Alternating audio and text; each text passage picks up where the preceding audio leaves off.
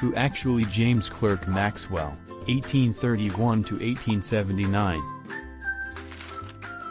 His work is less famous than that of the other greats, probably because his equations, Maxwell equations, are more difficult to understand.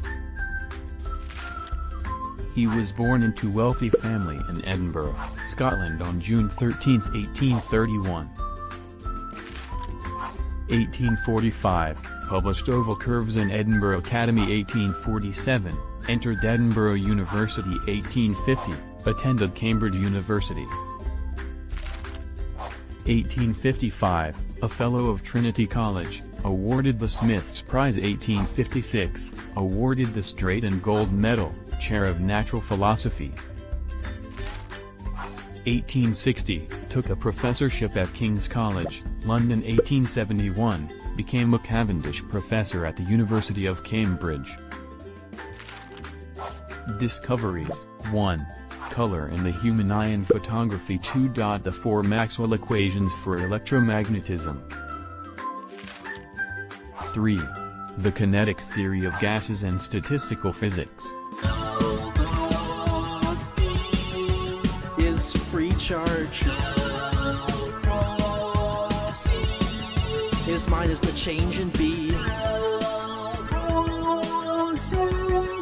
Is current plus the change in D. For Maxwell's first equation, for the integral form, the integral of E dot dA is equal to the charge enclosed over the permittivity in free space.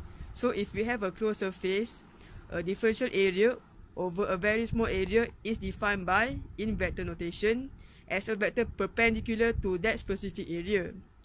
The dot product of E and dA shows how perpendicular the E is to that surface. By integrating the entire surface, we will get the electric flux.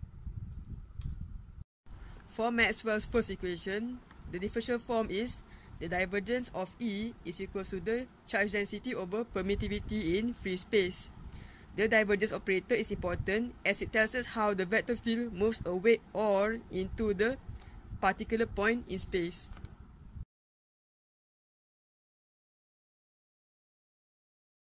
This is Gauss's law for magnetism.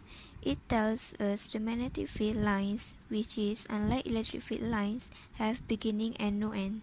In other words, magnetic fields are continuous. There are 2 forms of Gauss's law for magnetism, which is in integral and differential form. The Gauss's law for magnetism in integral form is surface integral B dot dA equal to 0, while in differential form is del dot B equal to 0. The third Maxwell's equation in almost 1 minute, or less. The third Maxwell equation is related to the Faraday's law of induction, in which Maxwell simplified what Faraday's discovered. The equation can be seen in differential and integral form.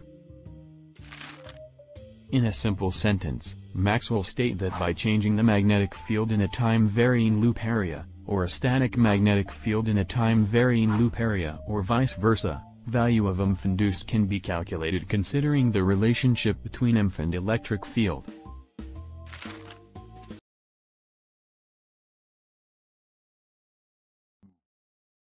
Lastly, the fourth law of great Maxwell equation is Ampere's law.